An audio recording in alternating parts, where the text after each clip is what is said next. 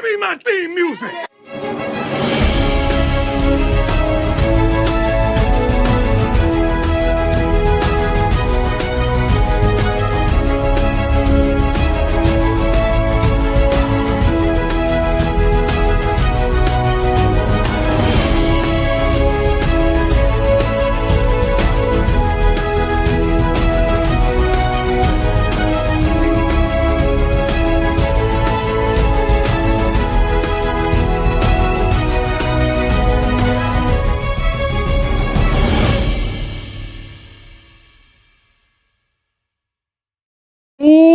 What's up, Buffs Nation, and welcome into Buffs News Weekly Live. I'm your host, Russ, and it has been a while. Apologies. As most of you already know, I am in the process of packing up and moving. 1 week from today, we will be back in Colorado, literally 20 minutes away from Boulder.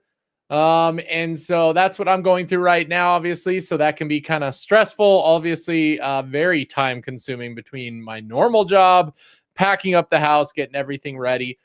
So going to try and do my best here over the next couple of weeks, but had to go live today because it was, of course, the return of all players onto campus today with their very first summer workout. We got a lot of talk about from the last couple of weeks and what has transpired that I've missed. So we'll cover all of that. But we're also going to talk about some things going into summer. Let you guys know as far as the schedule goes for the channel. I'm going to have some videos coming up looking and previewing the season as we head into summer, talking about the roster, talking about who we could see as the starters come day one, come that first game against Georgia Tech, now that we have an idea of who is on the roster. However, I do not think that the people you see on the roster are going to be the only ones. I think we might still add some people, which we're going to go over right now. We're going to go over the scholarships, the positions, what we are looking at there. Like I said, we'll do another episode and show coming up soon, talking about the actual positions and who might be starting where, and just where we might need to see some improvement or upgrades still here in the late stages of the spring, early summer. So, Russ, what new exciting ways to cover the team now you'll be local for the season? We're going to find out. I'm going to do my best and try and network my way into getting you guys better coverage, to doing better coverage with this channel and increasing it, improving it, doing a whole bunch of things. The first thing I am going to do, probably you'll see it by the end of June, is just a big increase as far as the quality and content. Going to be doing some upgrades, have a dedicated office in our new house. Going to be, setting up a new stage, things like that you guys will see, not only from the live streams, but from pre-recorded videos that I'll be doing on a regular basis as well. So be on the lookout for that. Appreciate you guys coming back. Yeah, Northside, I saw it. Didn't really get in the middle of it, but I definitely saw it. Not too happy about how it happened and what's going on. Like, I got it from one point. I think part of the problem is, and, it'll probably be something, Matt will probably watch this. I may reach out to him about it as well, just to understand a little bit more. The big thing for me, I think, is whether he realized it or not, the misspeaking in the terms. As a coach, he has every reason and every right to put those guys into the right situations. The problem is when he used the word overpay.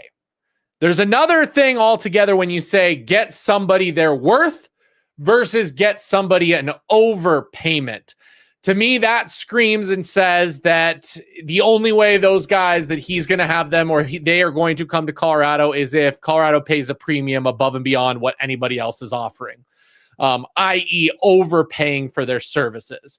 Saying that if everything else was equal between all of the teams, Colorado would have to pay higher than the other teams are offering, i.e. overpaying for their services.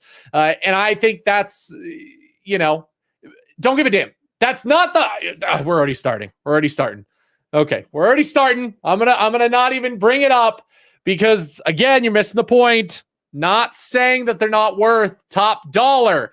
The word that was used by Matt is if you want them, overpaying for them. That was the word that got a lot of people angry. And I think a lot of people have every right to be. Was I angry? No. Was I part of the blocking, spree on Twitter? No. I think that was just the word that came out. And Northside, see, here's, again, overpay does not mean a premium money on O-line. That's not what that means.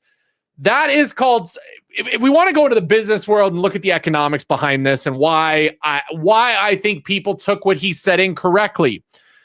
Supply and demand, okay? Demand for O-line is right up there with quarterbacks. It's why left tackle is one of the highest paid positions in the NFL. So that is not the problem here, and that is not what was being debated. So the comment coming from don't give a damn about if you want the top in-state lineman, you're going to have to pay top dollar. That's not what we're saying. What we're saying is they absolutely should be paid top dollar. The key word was overpay. Does anybody know the definition of what overpay is? Does anybody know what the definition of overpaying is? That means that the amount of money for something based on the supply and demand that it equals out to, you're going to pay even more than that.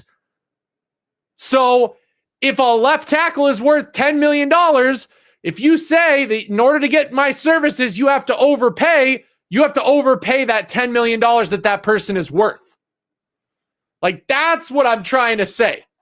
That is what I'm saying was, I think, the problem.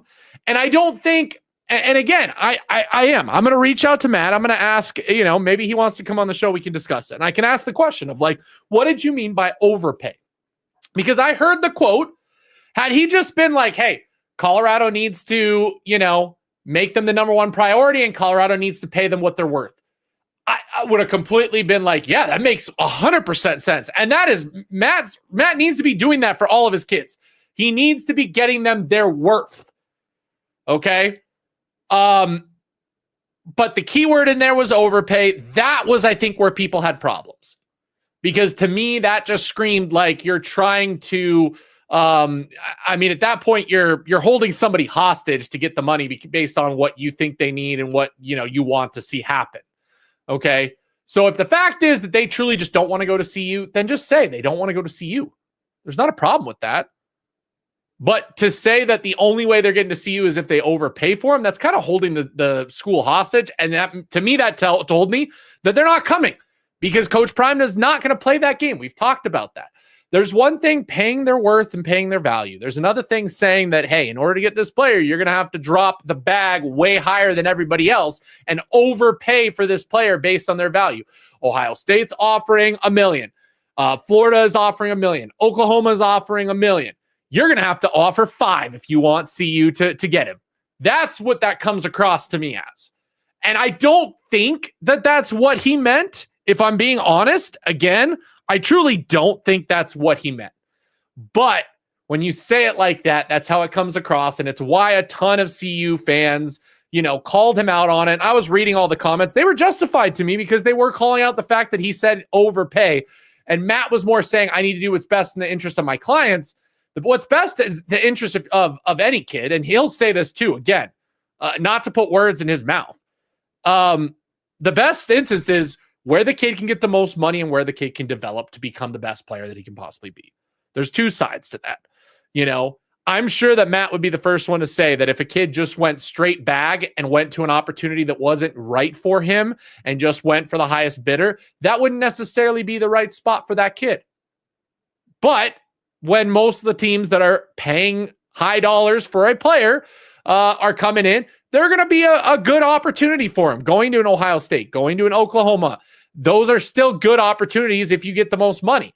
Now, if, and we'll talk about this in the instance of like a Maryland, if a Maryland wants to pay top dollar for a player over anybody else, and you want to pick that over, that might not be the best opportunity for you. You're going to have the cards stacked against you.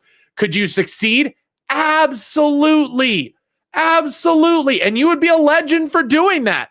But it's going to be an uphill battle. It's going to take a special type of player to do something like that, if that makes sense. Okay? There's a lot of things you got to take into account when it comes to that. But that's where it's at. Okay? So when it comes to all of that, that's what I think is kind of going on. I think that's what happened. I think that is where the kind of disconnect occurred, where the so-called, controversy came from. And of course, Matt has every right to block everybody he wants. I'm at that point sometimes too, where if I get certain people that are just, going after it on social media, it's just better in this day and age to just block and move on. It's part of the problem with social media. Before social media even existed, we didn't have to hear some of the takes and opinions that there are certain people. I'm pretty close. There's a couple of Buffs fans on Twitter that I'm very close to blocking and just checking out, because I'm like, I just don't get it. Some of them are, and I get it. We can all be critical of the team. We can all be critical of these things. But there's just some people that I feel like I'm like, are you even a Buffs fan? It just seems like you hate yourself and you hate this team, and yet you cheer for them.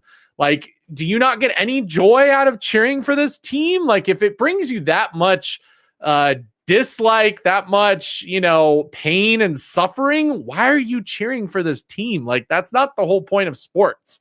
Like, if it's going to cause you that many problems online where you got to constantly be tweeting out about how terrible this team is, and yet you're still a fan of this team, that kind of just, that makes me question a lot of things. Like, be critical of the team. Like, I'm absolutely critical. I will say I'm not happy with the linebacker room right now. I'm not happy that we're not doing anything with the linebacker rooms. I have that right, but I'm also not just going to say like this team is horrible and, we're never going to go anywhere and, that's going to be the end of it. I'm not the one making those decisions. Okay. I'm going to trust the team to make the right decisions, because that's who's in a position and getting paid to do it. And we'll see what happens once the season comes. That's my biggest question going into the season. And it'll be interesting to see what happens. And if the linebacker room is the top reason that we don't compete, if we look like a good team across the board, but the linebackers screw us over multiple times throughout the year, then yeah, I think at that point we have every right to be upset and angry. But I have people calling out Robert Livingston and calling out all sorts of different things. And I'm like, the defense was the best part about our team last year. So for people who are like, we can't do anything with the linebacker room, like, what's like, until we actually see that it completely folds and fails, it worked well enough last year to win games. It wasn't the linebacker room that caused us to lose those games. No, it was the offense at time not being able to do anything and not being able to run the ball. Pretty simple. Pretty simple.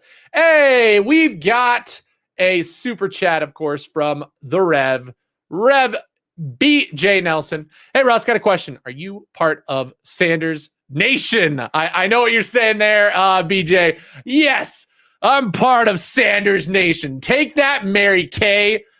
Oh, man, I was one of the people that called her out on Twitter for her dumb take. Like, that frustrates me beyond end. Like, it is my dream to cover sports, and I'm getting to do that now because of you guys. Like, I'm getting to do it to an extent, part-time for fun. That's what this is. If I could flip a switch tomorrow and cover the Buffs full-time and that be my full-time job, even if it didn't pay as well as like my day job, like, I would do it in a heartbeat, guys. To see a person getting to cover a sports team and not even doing the bare bones when it comes to covering that team, like, literally it takes 2 seconds. Like, the best part about this, guys, is a lot of covering sports now is made easier. We have Chat GPT, we have AI. I can literally type something in there and get a list of information without having to go research like you used to have to do. Like, when I worked at the sports station, the sports radio station in Denver, one of my jobs was I was tasked to search for information. When an on-air host needed something, I would go and search it out. Now we've got AI where we can literally search a specific thing. Like, I can type in how many offensive coordinators has Shedeur Sanders had, and it's going to pop up with the number 6. And yet you've got this Mary Kate whatever girl, and again, no offense to girls either. I'm not going to be that person either. I know a lot of girls that cover sports better than guys do. And unfortunately, they've been put in a position where they have to work that much harder than guys do because of the industry that they're in and the industry that there is. So I will always give them props. But when this lady does the bare bones minimum. She's giving not only news reporters a bad name, but female news reporters a bad name, because you're not even doing the bare bones minimum of double checking information before you spout it out, or at least saying, like, I think this is, like, she said that full chested, hey, this is what's going on. Shedeur Sanders has been with Pat Shurmur forever and he hasn't improved. And that looks, no, Shedeur Sanders has had 6 offensive coordinators and has been able to adjust with each one and play it at a high level. Like, what are you even saying? Like, that is what I'm saying, is like, she is just giving such a bad name to this. And then now coming out and asking Shedeur at the facilities where she gets access, because again, she's doing this professionally and the team, thinks of her enough to give her access when other teams it's not easy to do. And she has the audacity to sit down with Shedeur Sanders and ask him a question like, hey, what do you think of Sanders Nation? Like, that is the most question. Like, I have no idea what I'm doing. I'm asking you a question that is absolutely embarrassing. It is just absolutely horrible. And, to this comment here, like, and I would agree with AE. Mary Kay at this point is worse. Like, Sean Keeler has an angle, guys. Like, Sean Keeler's been doing journalism for a really long time. He knows his stuff. When he does the stuff he does that on purpose because he wants to get those clicks and he wants to get that attention. That's the part that's hilarious, and why he is getting what he is from Coach Prime, is because Coach Prime sees it. He's doing it for the clicks. He's doing it absolutely. But yeah, it's absolutely terrible. What's going on? I think this is dumb. Yeah. What's your opinion on these idiot Browns media people? Like, it's insane. Like, I think a lot of it is they understand what's going on. They see it, guys. Everybody in journalism, you guys see it. What are the 2 ways to get clicks out of CU? Okay. It's to say something positive or crazy, or to be what some people will call fanboys, which again, I hate that too. And then the other thing is to bash the team, because you're going to get hate views. You're going to get hate clicks. You're going to get all of that. So, like, that's what's going on with the Browns media. They're realizing it, guys. They're seeing their numbers jump. The amount of eyeballs on their stuff has jumped since Shedeur was drafted. The amount of views on their videos, the amount of listeners to their shows, the people interacting and calling in, that makes them money. So they're going to say stupid stuff because of what it creates and what it becomes. Northside, appreciate you so much for the $4.99 super chat. Thank you for coming in, doing that. I agree, guys. Appreciate you guys so much for, again, letting me to do this. I will do the best I can when I talk about the team, when I cover the team. If I don't know something, I'll tell you guys. I'll go look for it. I'm not just going to say something full-chested without at least some inkling that what I'm saying is somewhat true. Or I will tell you that it is going to be an opinion that I'm going to give at this moment, because that's just where it's at. Guess what? Big Ten is set getting the SEC depth they once had. Big 12, ACC are going to get the depth the Big Ten had. We'll see. If them boys want bags, I don't think they're going to stay home. We got to get something building. We need in-house talent. That is a great year for them. Yeah. How are the new players looking? Well, I mean, the well-off video today, I liked what I saw. Sincere Brown was featured a number of times. A few of the other newcomers were featured. We're going to go over the roster here in just a second, but I wanted to get in the chat and let you guys get out what you've been missing for the last couple weeks. So I appreciate that. The bashing was coming for their own agent to talk about money straight up when they've gotten hella love. They know we want them. There is wild to me.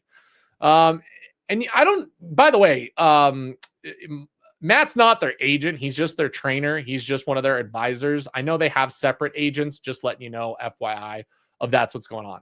Or just say the prime sexuals. Fanboys, prime sexuals.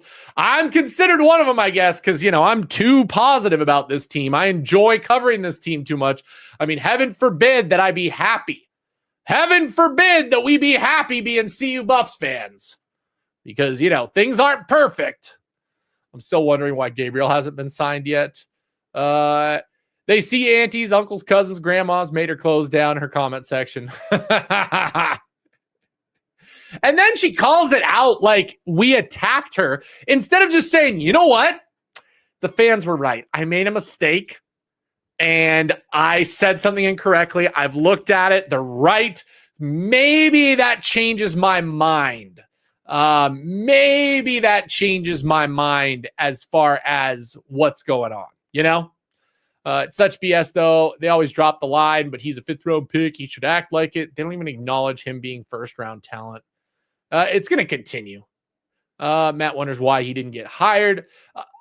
The problem with that is I do think, if you want some kind of position like that, you got to be kind of, political, when it comes to how you talk and your responses. And that's what I love about Matt, by the way. Guys, I do love the idea that a couple different things, and I will give Matt his props. And I'm sure people won't like that, okay? I like that Matt sticks to his guns. I like that Matt has his personality. He has who he is, and he doesn't change it for anyone. And that's just who it is. Is it going to lead to things like not being able to get the O-line job at CU? Is it going to lead to him not being able to be on specific shows that don't, want that kind of brand around? Yes, but he sticks to his guns. He sticks to who he is. Matt's not going to change just to get some kind of exposure. Like, things are working for him and he likes it. So good for him. Like, that's what I'll say each and every time.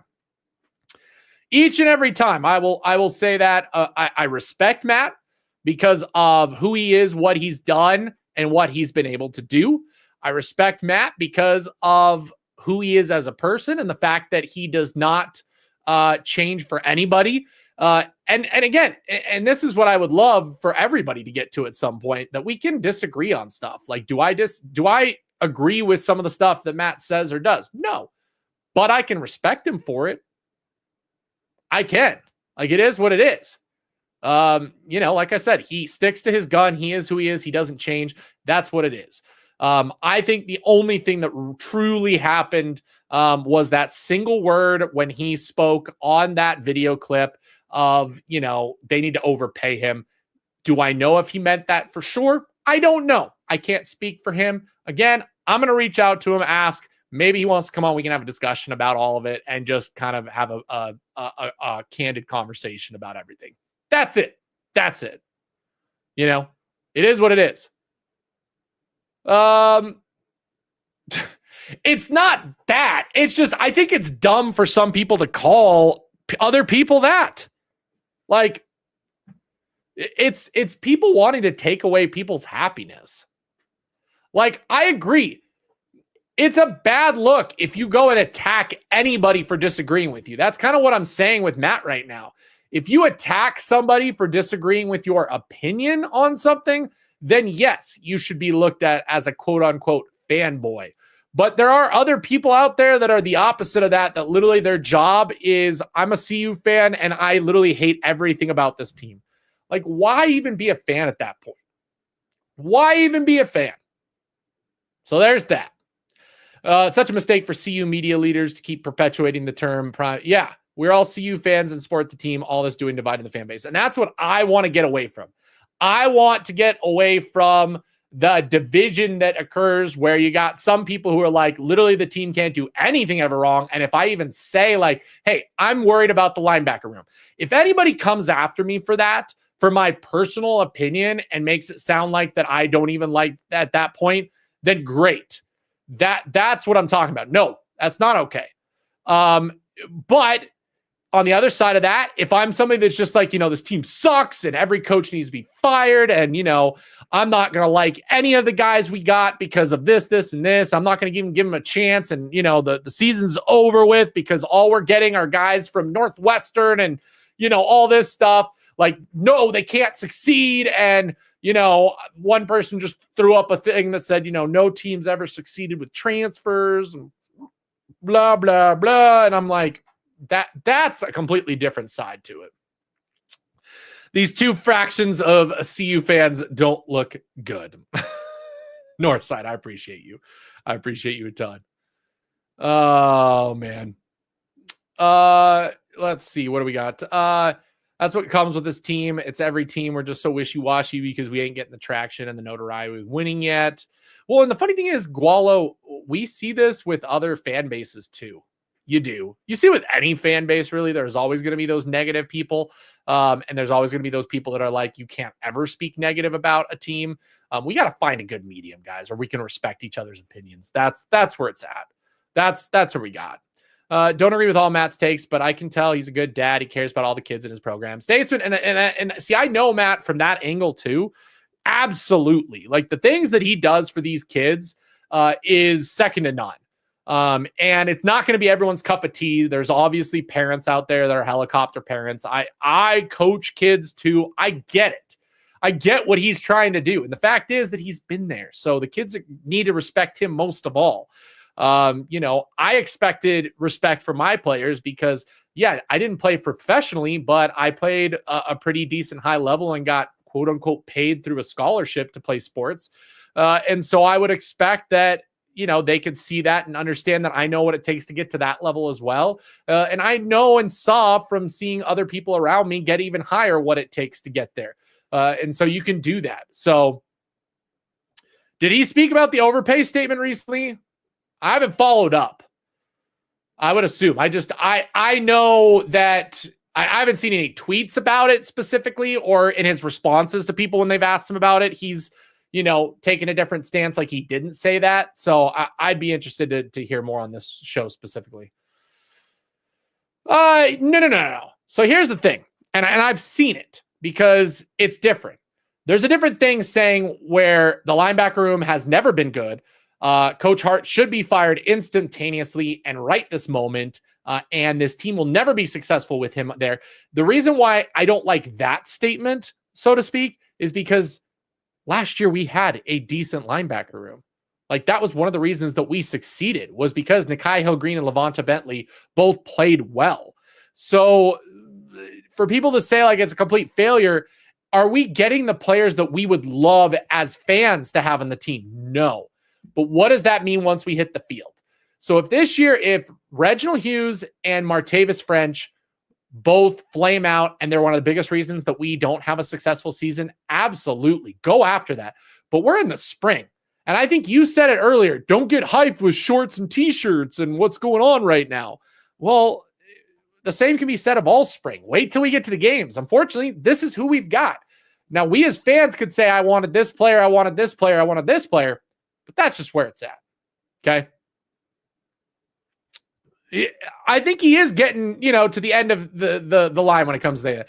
I said I wasn't a fan of Sincere Brown signing you and David. Rip me. I think healthy debate's good. I love the back and forth, pros and cons. And when I say rip, I just say like, there's a lot to like about Sincere Brown. Like, if your reason for not liking him is because he hasn't played at the biggest level yet, that is perfectly fine. I wouldn't rip you for that.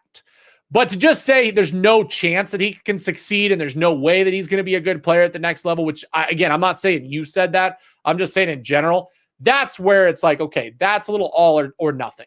Okay, I can respect a healthy debate and an opinion that says, hey, I don't think Sincere Brown is going to be that big of a deal because he hasn't played at that next level. That makes sense. I'm going off of visually tape. I don't care who his competition was. The intangibles are there. The speed is there. The ability to high point a ball. All those things are there. You get him the ball, I have a feeling he's going to do good things even at the next level. So that's where I'm at with that. Okay, guys, let's go ahead. Let's move on and talk about the roster because I know that's a big question. We're kind of already debating it and talking about it now, but we finally have numbers, guys. We finally have numbers on where we're at heading into the summer workouts. Give me 1 second here. Let me go ahead and bring that up so we can look at it and you guys can see we have the scholarship numbers are updated, guys. The scholarship numbers are updated and we can figure that out. Okay. So here is where we are at for what's going on with the team. Okay. So we have got only 5 quarterbacks on the roster. Nobody's been talking about that. The fact that we didn't add another quarterback to the group, but Somehow Ryan Staub stayed. Somehow Dominique Ponder stayed. And Dominique Ponder still doesn't have a scholarship, guys. We only have 3 quarterbacks under scholarship. Caden Salter, Ryan Staub, and Julian Lewis. Colton Allen, Dominique Ponder, still walk-ons. Dominique Ponder, who many people throughout the offseason were like, oh, he's going to compete for the backup spot, or don't say that Ponder isn't going to get a chance in there. He's part of that quarterbacking room. No, the answer is he's not. He is a walk-on player who stuck around as a walk-on player. Respect for him.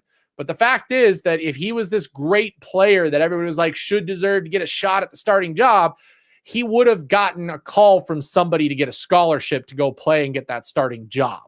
So he stuck around. Ryan Staub stuck around. Respect to those guys for sticking around and providing that depth just in case. But we've got 3 quarterbacks. Caden Salter, 1 year of eligibility. Colton Allen, 2 years of eligibility. Ryan Staub has 3 years of eligibility. Julian Lewis, obviously 4 years eligibility.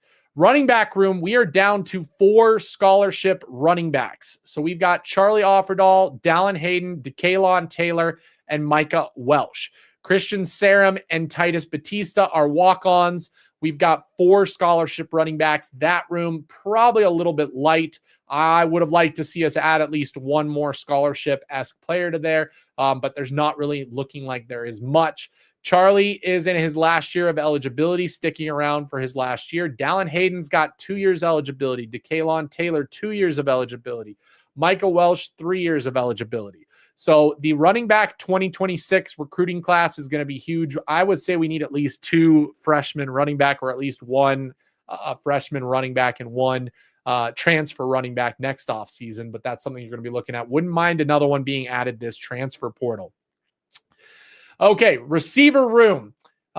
This is where I think we've got probably one of the better rooms in potentially the country. Okay, if Sincere Brown is able to play like he is supposed to, notice he only has a year of eligibility. So he came here to play, guys. So that's going to be an important thing to kind of pay attention to. Terrell Timmons stuck around. Jack Hystera is also only have 1 year of eligibility. Okay, Omarion Miller, 2 years of eligibility left. Hakeem Williams, 2-year eligibility left. Then you got Draylon, 3 years eligibility. Joseph Williams, 3 years of eligibility. Isaiah Harge, 3 years of eligibility. And then that freshman room, absolutely insane.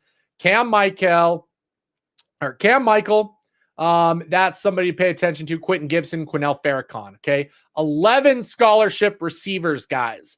Your non-scholarship receivers are your Caleb Mathis, your Taggart Barden, your Ronald Coleman, your Gavin Marsh, your Carson Westbrook. Those are all of your walk-on wide receivers, with the rest of them sitting and holding scholarships on this roster.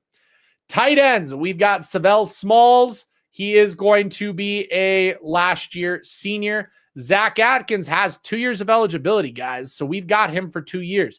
A lot of you guys have talked about that. We need depth. We need multiple years. We need some consistency year to year.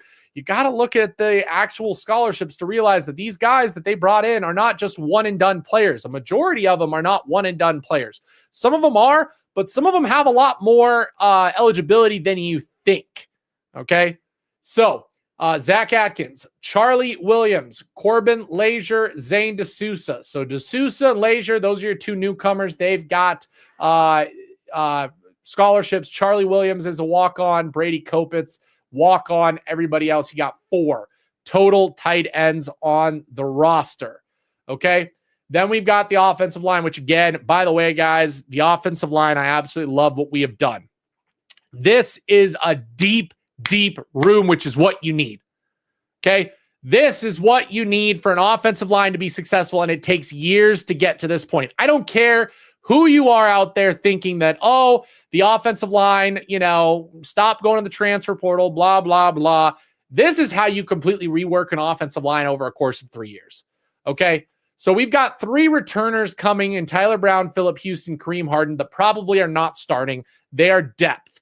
But they are in their last year. They have stuck around. They could have left, gone somewhere else, a lower level maybe to start. Instead, they stuck around, have developed as depth players, good, solid depth. Then we've got Zarian McGill, okay, Aki Ogumbiyi, Zy Chrysler, Xavier Hill, Cooper Lovelace, okay? 3 of these, possibly 4 of these guys are starters on the offensive line, okay? I think Zarian McGill and I think Cooper Lovelace was brought in to compete at center. Because of the depth at center after Cash Cleveland left, I think they wanted another center. Cooper Lovelace played one game at center, mostly at guard, but I think he's going to come in here and compete at the center spot with Zarian McGill. Ogunbiyi is going to be kind of, I think, a second stringer. Zy Chrysler and Xavier Hill, I think, are your starting guards. We're going to really talk about that. Then we've got Mana Taimani. He is going to be a 2-year player. So after all these guys leave, he could be a guy that fills in next year. Same with Larry Johnson. Larry Johnson is a 2-year player on this team. Andre Roy is a 2-year player on this team. These 3 guys are potential guys that could start or could have started had, some depth not been moved in. So right there, you've got a 2-year view of that. You've got Jordan Seaton for 2 more seasons at minimum. Okay, this year and next. So that's good. And then when we look at the young freshmen, we've got Chauncey and we've got Cardi, who are both looking like, remind me, is the star already that they're redshirting? Transfer into CU. Oh, has red shirt available. Okay, I'm just double checking that wasn't already announced. Okay, so you've got Yo-Yo, Walker Anderson, Chauncey Gooden, Cardi Smith, and then we're also getting Hudson Steber later. 16 scholarship players on the offensive line, 5 spots to compete for. That is 3 deep at scholarships on the offensive line at every position. That is pretty darn good, guys. Okay? That is pretty darn good. Okay? So you've got that going for the offensive line going into the season. Now let's look at the defensive tackle, defensive edge room. And again, I think we're doing just fine here. I know we lost some and people are a little concerned about that, especially losing Taj McCoy. But let's look at this room. I think we're going to be fine. We only need 2 at each position if you're really going to rotate. And even then you can rotate across 3. So Amari McNeil, I think, is going to be one of our starters. And Quinn Barnes, I think, has a really good case for being a starter. Torian Carter is also going to compete in that rotation. Tavian Coleman, Tafiq Thomas, and then Jaheim Otis, I think, is going to be one of your starters. Gabriel Lightfoot has 2 years. Jaheim Otis has 2 years. So one of our best transfer players has 2 years of eligibility. I don't think he jumps ship after 1 year and goes to the NFL. Brandon Davis-Swain and Christian Hudson. Brandon Davis-Swain used his red shirt, so he's still got 4 years of eligibility. And then Christian Hudson, the freshman, I could see him red shirt this year and come back a la Brandon Davis-Swain. So we've got 9 scholarships on the interior. On the edge, we've got Arden Walker, Keaton Wade. Those are probably going to be your starters with Sam Okunlola and Quincy Wiggins rotating in. Tristan Morose, he is a walk-on player. He is just added depth out there. And then you could also probably see London Merritt and Alec McPherson. But the reason why these 2 guys came to Colorado is right here. You've got a top-loaded team where next year there's going to be a lot of spots for them to be a much bigger piece of the puzzle. It's why I think a player like a Cruel, like the top defensive edge came to visit. They're looking at this room and saying, okay, it's good this year, but after that, I could start dominating for 2 to 3 years pretty easily and be a part of that. 6 players in the edge room. Now, here is the infamous linebacker room that a lot of people are not happy with, okay? Including myself, not happy with. But Martavis French, Jeremiah Brown, Sean Myers, okay? Bringing in Sean Myers added some great depth, some experienced players. Now, something I want to talk about with Sean Myers coming in that I think a lot of people are missing, okay? He missed almost the whole season last year due to injury. He was a captain, okay? So that's the type of player that you want on your roster. He was the captain of the Northwestern defense. Out with injury. If you look at how he did the year before that, he actually did pretty well, pretty decent at Northwestern. Right, is he in the Northwestern or he's someone completely different? He's the North Alabama. Sorry. North Alabama. Northwestern is the other one. Again, my bad. See, I made a mistake. I got them mixed up between Sean Myers and Lovelace. Sean Myers, I know, North Alabama, not a big deal, very low level, blah, blah, blah. He was the captain of North Alabama. That is a fact. He was injured for all but 2 games. And in those 2 games, he did okay. The fact is that he could be a little bit of a sleeper for this defense. Okay, he really could be a guy that we pick up who comes in and could potentially be a big part of this defense. Reginald Hughes is my penciled in starter alongside Martavius French. Those are who I think could be there with Sean Myers and Jeremiah Brown kind of subbing in and rotating in and scenario-wise. Kylan Salter has 3 years of eligibility and has looked absolutely unbelievable in spring. We'll have to see how that translates. Gage Goldberg, still a walk-on, still 4 years of eligibility, guys. We'll see what happens with him. And then, of course, Mantrez Walker, the true freshman. I think he redshirts for a year, and then I think he's going to be a big part of this defense going forward. Now, the corner room, very interesting here. We've got Preston Hodge, Tyrekus Davis, Ivan Yates, DJ McKinney, Tion Parks, Braden Keith, RJ Johnson, Makari Vickers, Cole Mathis, Noah King. Now, here's who I think starts this year. I think Preston starts at the slot, DJ on the outside, and I think that Tion Parks is going to be the other starting corner to take Colton Hood's spot that he would have had he stuck around. So Tyrekus Davis, Ivan Yates.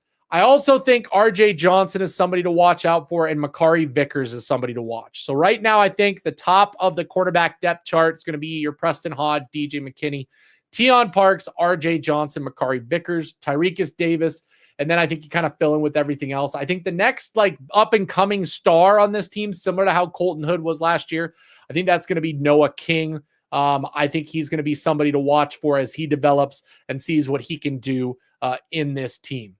Safeties, we've got Ben Finiseth, who's now on scholarship, Carter Stoutmeyer, Terrence Love, John Slaughter. Tafiq Byard, by the way, guys, has 3 years of eligibility. Absolutely insane. And then, of course, Antonio Branch, I think, is going to be an absolute stud for this team, but I think he's going to have a redshirt year.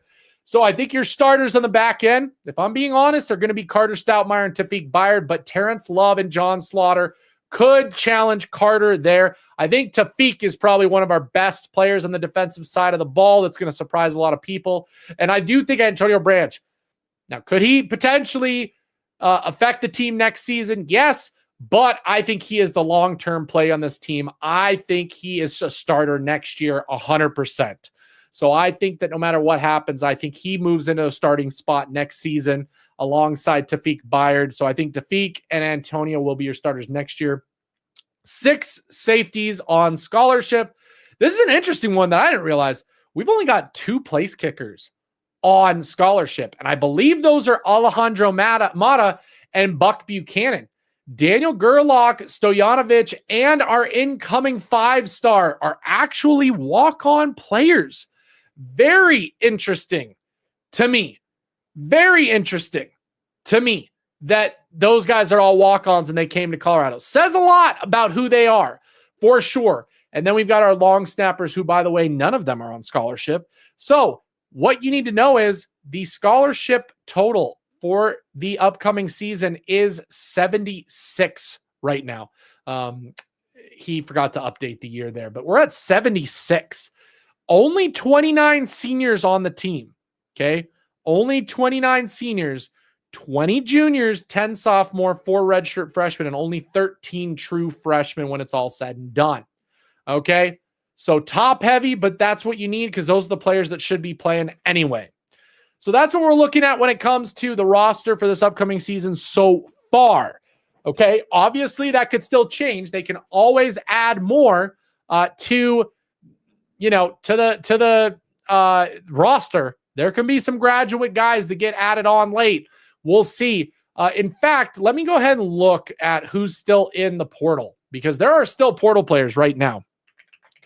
I'll show you who the top portal players are available. One of them will interest you just a little bit, guys. Just a little bit. Status, available, top.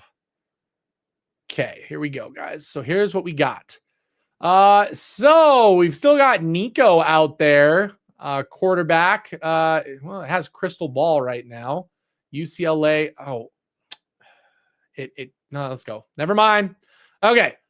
The top available. I hate that it cleared that out. Okay. Marcavius Brown, cornerback, Purdue. He's still available. Aiden Glover, quarterback. Jakai Leftwich, offensive tackle. Cortez Braham, wide receiver. We're not interested. Ryan Pelham, wide receiver. We're not interested. James Rezer, quarterback, wide receiver, corner. Wide receiver, D-line, Amir Leonard, Gene Charles from West Virginia, still looking for a team. TJ Finley, quarterback.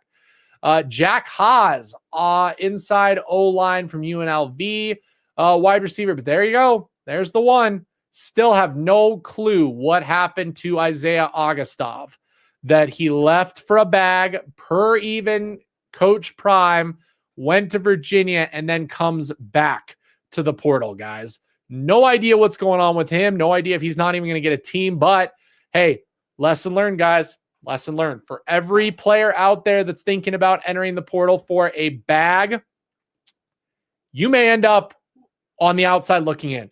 So to go back and bring this full circle to you need to overpay for a high school player, this is what happens when you chase more money for maybe not as good of a position. Okay? Now, if the response is that these players are not coming to Colorado because the coaching staff and the development is not there, great. I understand that. That would be much different to hear that from a player. I'd respect that. But to say that I need to be overpaid to get my services, this is what happens.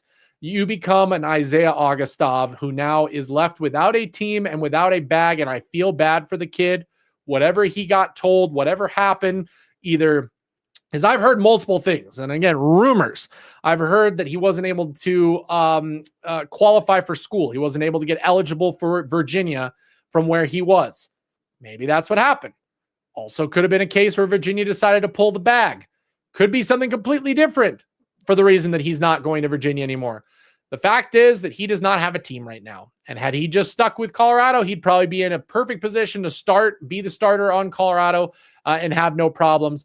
But to answer somebody's question, because I know, what's going on as far as, we're not taking him back. No, guys, he's not coming back to Colorado. He's not coming back to Colorado. You don't leave Colorado for a bag and then get accepted back.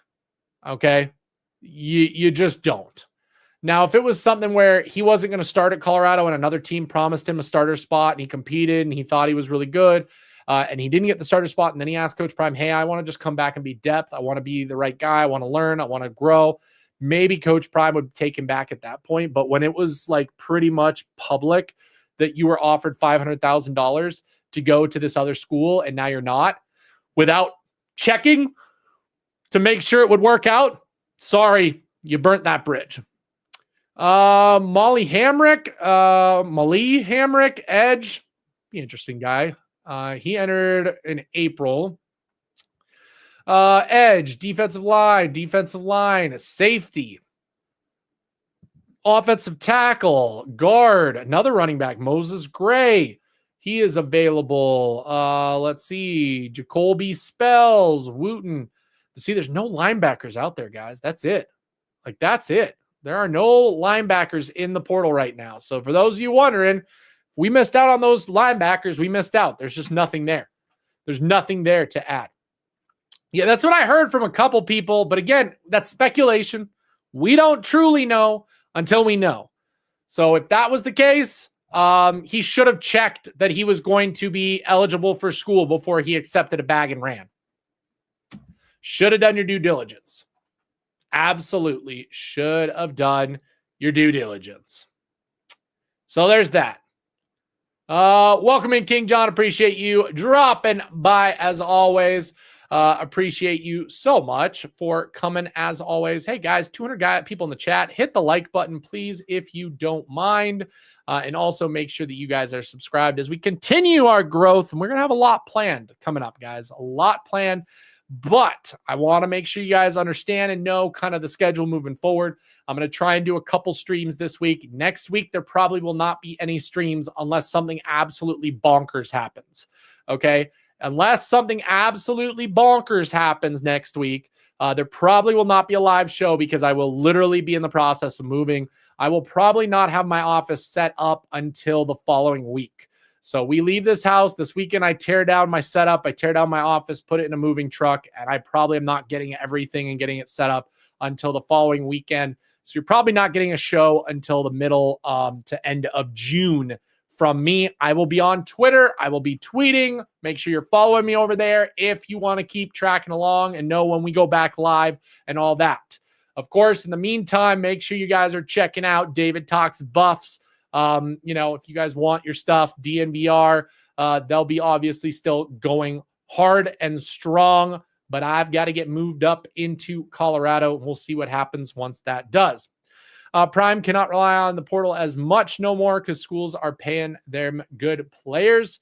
We'll see what happens. We'll see. There's only so many spots you have because the problem is if the big schools pay a lot of money for good transfers, the young guys who are looking to break out are going to leave that school more and more. And that's what we're seeing. So there's kind of a vicious cycle of players that you can grab from the transfer portal. The key, I think, is not going to be so much of relying on the portal, but the key is going to be retaining players that you get who have successful seasons. So paying them enough that they stick around and don't jump for a bag to one of those big schools. That's going to be key. Can we discuss Colton Hood being a bold-faced liar? Dude left for the bag, lied about it, trying to get sympathy. I mean, we've talked about it at length. I said it when he left. I was like, there is no way that he is leaving with his brother because I said it was literally a Keaton Wade situation. We saw what happened. Keaton Wade, definitely the better of the Wade brothers. His brother leaves. Does Keaton go to play with his brother? No. They split up and they say, you know what? Our skill levels at different levels. I can compete here and be successful. You're going to have to drop down. Sure enough, that's what happens. Brandon ends up at UMass. Colton ends up at Tennessee. They're not playing together, so it's obvious that that was not the case. I said it. If it was the case that Colton was going to have to play at a lower level school, if Brandon wants to go and play. Okay? Now, again, I'm not going to say that Brandon Hood cannot turn into a great player. If he goes and balls out at UMass, I would say I'm probably not surprised. But that's just the way it is. You got to do what you got to do for you. The fact that he did not say that I'm leaving for money, I respect you more if you just say you left for money. Don't lie to the fan base. Don't lie to everybody of your reason for leaving was to stay with your brother. That's all. Go be wherever you want to be. Go be wherever. I think CU is about offering opportunity for guys that maybe wasn't the right size or a late bloomer. Some guys need time, and I think CU offers those guys an opportunity to say, let me prove I deserve. Absolutely, King John, and I want those guys. I want a guy who's hungry. I want a guy who wants to just compete, who doesn't necessarily care about getting the most money possible. Again, they're going to get paid. I say it every stream. I'm just a broken record at this point. I just need to get a recording of me saying it. Colorado has money to pay, but they do not want to just pay a guy just because that's all they want. They need that perfect type of person that works with Coach Prime's personality, that works with our coaching staff's personality. When you've got a staff of NFL guys, they're going to hold you to a different standard than, what you would normally see from a school that, is just going to pay you a ton of money. That's going to happen sometimes. So that's where it's at. How's high school looking? Seen a lot of commits. Yes, a lot of commits to some other schools, but again, we're early guys. I don't like early commits. I'm still not sold that Gavin Mueller will end up a Buff. I will be impressed if he does, because that just says something about who he is, that, a commitment means something. But until signing day comes and we see who actually signs with teams, it's kind of pointless to commit right now. I'd rather a player do their due diligence, do everything they need to, go to games in the fall, see what each team is about, what they're going to need in the offseason, what positions are going to be available. Things can change so quickly, okay? Things can change so quickly in college football. It is dumb to commit early. There is no benefit to committing early. I would like to know from somebody, what is the true reason to commit early other than, by the way, okay, other than holding a spot if you're not as good of a player. If you're one of the top recruits in the country, you can hold out until signing day, okay? A team is going to make a spot for you or hold a spot for you, okay? Just look at USC and Julian Lewis. Yes, eventually got to the point where they had to move on, but they held on hope to Julian Lewis for a long time. So to all of those to all of those, USC fans out there that were like, oh, we didn't want Julian Lewis anyway, we moved on. He wasn't worth it. You guys waited the entire season when it looked like in July he wasn't going to continue committing to USC. And yet they held out hope for an entire season and literally like 2 weeks before signing day moved on and found somebody else. Like, that's what's hilarious.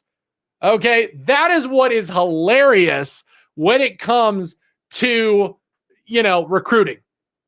So don't tell me that USC did not want Julian Lewis, because they held out longer than they probably should have for him. And luckily, we're able to sway another quarterback their way, who probably is not as good. Okay? So there's that. Yeah, I know KJ Sidarian commit July. What's funny is Ganivry said he wasn't committing until the end of June and then committed this week to Florida. So something happened there, by the way, guys. Something happened there with Ganivry. My guess is Florida said, hey, you commit now, we'll give you extra money, which is technically, I believe, what happened with Julian Lewis and USC. USC is actually pretty well known to give money for early commits, i.e. a little bit of a signing bonus for committing, okay? Just some money to commit. And that's why they have some of the most flips of any college football team in the country. You look at it. USC every year loses like 4 or 5 high school commits to flips because they get them to commit so early. So the other thing with Ganivry, I said it, he way too late in the process for this to all of a sudden come, and especially because he wanted to commit early. I was like, yeah, that's not happening. And the same way with Ojo. When Ojo decided to come on a visit, I was like, this is weird. Okay, I think they're both doing, I think what it was is, and I think we're going to get this sometimes, we're going to get the benefit of the doubt from IMG kids because their coach is going to say, I would prefer for you to go to Colorado. So give them at least a chance, listen to them out, and, if you like what they say, great. If not, bam, you go to this other school. And that's what they've done. So we'll see what happens, guys. Until the ink is dry, don't assume that a commit is going one place or another. Okay? Until signing day, I'm not going to get my hopes up. I'm not going to get my hopes down on any players. Because watch, if Colorado goes out and balls this year, okay, those commits are going to be like, I did like my trip to Colorado and things are looking pretty great right now. Maybe I will go over there. Like, that's what I keep saying to everybody who's like, yeah, this person's not coming to see you. This person's not coming to see you. Until signing day, I will tell you, we will not know who's coming to see you. Because there are going to be a lot of players out there that are going to be crystal balled elsewhere, that are going to commit elsewhere, that end up flipping at some point later on. Okay? So there's that. It is what it is. Yeah, exactly. We show that we can make the playoffs. We show that we're successful. We show that we're, again, the talk of the town, which a success like that would be. We would be the talk of the town. It's going to be very interesting. It's going to be very interesting for sure. So there's that as well on what that's going to look like. So you bring in a successful season, you run the ball, you show that you can be a complete offense, with the team that we have. And this too. We competing on a national scale and, not getting blown out and competing and winning a game. Yeah, it's going to be absolutely. This show has me questioning my 10-2 prediction. 4 scholarship running backs is crazy, especially with us committing the run. 2 sprained ankles away from Charlie getting major reps. Joe, here's the reason why I would say don't question it just yet. And it's a thing I've said this a couple times to people. It's not about the running backs. It's not about the running backs. Because the running backs are not going to lead this team in rushing. It is Caden Salter that is going to lead this team in rushing and make this a more two-dimensional offense. Okay? The quarterback is going to have the most rush yards because they're going to call a lot of run-first plays for the quarterback. This isn't a case of scrambling. This isn't a case of, whatever. And also, you got to realize that there's 3 backs in front of Charlie. You got Dallin, Micah, and DeKalon. DeKalon is getting sleeped on by a lot of people. So technically, Charlie is 3 backs away. Okay, 3 sprained ankles away. And at that point, then you're running with, Cam Michael and Draylon Miller are probably taking reps at running back at that point as well. So there's that. But I'm just saying, I'm not as worried this year as I will be next year because Julian Lewis is a different quarterback. If Julian Lewis is our quarterback, okay, we're not running the option. If Caden Salter is our quarterback, we're running the option, and that makes us more two-dimensional. But we need good running backs next year if Julian Lewis is our quarterback. So that's something to think about, something to look at. So it's going to come down to this. I think he's going to go for the 2026 class. I don't think he's done. Again, and several people have already said KJ is not coming to Boulder. We'll see. Okay, and I'm going to wait until signing day. Even if he commits in July to another team, I'm going to wait until signing day, guys. Okay, we will get a running back for next year for Marshall Faulk. Okay, if we get 0 running backs for the 2026 class, then yes, start questioning what's going on. But it's seriously so early in this. The fact is that they're still working at it and still pushing for those players. So there's that. Yeah, DeKalon's vision and footwork is way ahead of anyone in the room. He's going to ball out. DeKalon's going to be a good player. I think people are sleeping. And part of the reason he's at where he is on the depth chart right now is because he's a new player. Like, you guys got to realize, Charlie was starting in spring last year, technically started the first game, immediately got buried. Like, he's going to do that because he knows the playbook and he can actually run the plays necessary in practice. So there you go. So we'll see what happens. We have to have a legit run game next year. Yeah, that's what we've all said. And I've said it many times. I will question this team if we do not have a legit running game next year. I will question our OC. I will call for Pat Shurmur's head if that doesn't happen. If you're worried about running backs, you're worrying about the wrong things. Yeah, Stevie, I get it too. I'm more worried about the offensive line than I am the running backs. And I like what I'm seeing from the offensive line. So my point is I want a good offensive line this year more than anything. A good offensive line can make up for mediocre running backs. That's all you need. I love these preseason think tanks who think they know what's happening. Agreed. Juju's going to need an incredible running back next year as his first year leading the CU offense. Exactly. He's going to need a good run game because it's going to be a more pro-style offense versus an option offense that we could run this year with Caden Salter. We did offer many top running backs. They didn't come on a visit, though, yet. See, still early. This summer is when visits start happening. And, what I love is KJ Edwards wasn't supposed to come on a visit, and then all of a sudden came. Ojo wasn't supposed to come on a visit, and he all of a sudden came. Ganivre wasn't supposed to come on a visit, and then he all of a sudden came. There will be some surprise visits this summer, guys. Just wait. DeKalon played slot wide receiver. We could spread him out. That's being extra dimensional, always a benefit in any offense. This is the first year I'm doubting the O-line. Feels kind of unnatural. Oh, I'm not doubting. Okay, geez. Agreed. Like, I thought we would improve, and we did. Okay? I didn't think we'd be perfect. We improved. You guys got to admit, we improved from that first year to last year. Now I want a big jump. Okay? The players that we got on the offensive line, the size, the ability, the experience we've got on the offensive line this year, there is absolutely no chance that we can't be better. Basically, Juju season is going to have to be like Sam Levitt and Scatabo. I would agree with that. We need something like that going on. And hey, guys, I know people give him so much crap, but Micah has shown at times to be very good. He just had some injury problems as a true freshman. What did you expect as a true freshman? Let's see what happens this year. If he goes through the season and again has injury issues, then yeah, let's question it. But I think Micah can absolutely be a Scattaboo type running back in his junior and senior season. So there you go.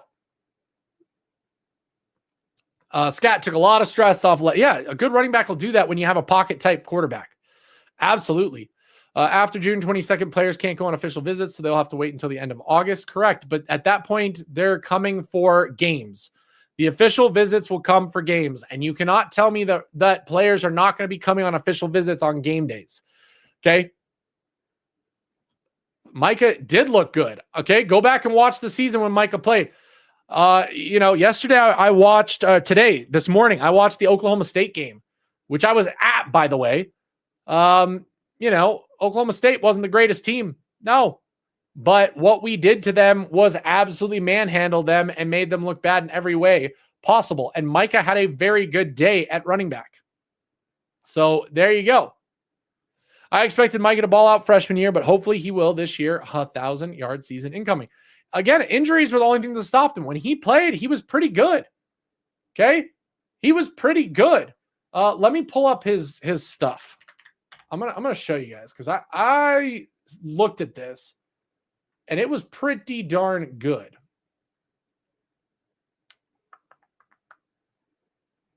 Yeah, look at this, guys. If we want to go by this, like Micah had a really good true freshman season. Okay, 73 overall offense. Okay, 63 in the pass blocking game. That's actually really good for a running back. Micah can block. And then the run game, he was graded at a 78. So Micah, not a running back one type back. Like what? You have eyes? His problem was he couldn't stay healthy last year. That was it. I mean, let's look at it. I mean, only 191 yards, but 4.3 yards per carry. 4.3 yards per carry. When he carried the ball, he did well. 4 touchdowns. Longest of 25, which came in game 1 when he was healthy. Sorry, game 3, because he didn't get play in those first couple. But once he got on the field, I mean, he did pretty good. Limited play time, but hey, he did it. People forget you're true freshman. This is what a true freshman year, a good true freshman year is supposed to look like on a normal basis. Anything more, and it's way, way, way out there, But Micah has the ability to be a good running back. He just needs to stay healthy. He just needs to stay healthy, guys. People raging on a true freshman doesn't seem very football informed. Nope. I mean, and this is a really good true freshman year. You guys got to agree. What was Dallin's? Not as good, I'll tell you that. He had a bad year. Now, if we want to talk about that, but he has bulked up, and I think that he is trying for a different type of just overall what he's trying to be as a player. So 3.1 yards per carry, 200 yards. Started off the season was kind of the bell cow, a little bit more so than the others, but then just completely died off the rest of the year. Just completely died off. And I mean, look at those grades. Look at those grades. So 58 overall offense versus Micah, 73. So you got that. I have a tinfoil hat theory. Micah's body wasn't ready for rigorous D1 football physicality. Maybe a reason why Mo was let go. Guys weren't developing the weight room to prevent injuries. I don't know. King John, you may be right. You may be onto something. And then if you want to see Decalon, I'll show you Decalon. Decalon. Oh. Let's see. I can't. His first name is spelt weird. There he is. Decalon. Okay, so Decalon, by the way, 6 yards per carry, 9 touchdowns. Guy ran for almost 1,000 yards. As I was trying to say to people, when we got Decalon, like people are sleeping on Decalon. People are absolutely sleeping on Decalon and what he could bring to this team. I get that it was at a smaller school. I get that it was at a lower level. But you don't do that and not be able to somewhat translate that elsewhere. Okay. Even if he gets to 4 yards per average carry, that's where he's at. But grades out really nicely. Looks pretty good.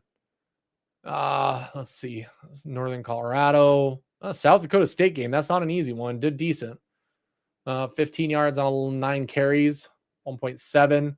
10 yards against Northern Arizona, 9 yards per carry against whoever that is. He's got to get the body ready. He's got to get the body ready with 5'9" and 166. And I'm sure that this isn't updated. This is usually last year at the beginning of the season. So he's probably more than he is there. But that's just where that's at. So, no one's calling him a dog. I just said that he could absolutely translate to the next level. So there. He has the same weight as KJ Edwards. But we're not getting KJ Edwards. Northside, remember, we're not getting KJ Edwards. We're not getting anybody. This team can't recruit. This team can't coach. This team can't do anything. We should just give up.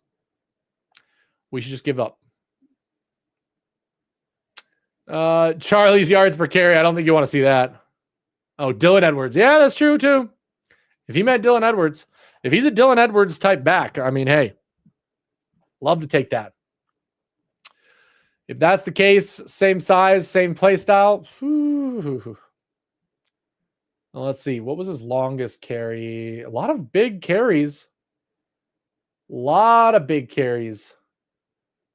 Looks like breakaway speed was pretty good. And also receiving. 22 catches, guys. 22 catches receiving. That is what's going on. That's why we brought him in. 22 catches for him, by the way, to Kaylon Taylor. Okay, guys, we're going to wrap it up for today. Appreciate you guys so much for joining me, hanging around. Make sure, again, hit that like. It is always appreciated. Helps the channel. And a big, big shout out to our super chats for the day. Rev B, J, Nelson, Northside. Appreciate you with your 2 super chats. Thank you guys so much for being a part of this today. And hanging around with me again. We'll be back later on this week. And then next week, probably no show unless something massive happens. Just want to remind you guys, but appreciate you guys for continuing to support me as I move, as I be a little bit inconsistent here in the offseason. But don't worry, this season's going to be fun, guys. This season is going to be fun. Okay? It's going to be fun. Let's not worry about it. We're almost there. Guys, 90 days, by the way. 90 days to the game. 90 days.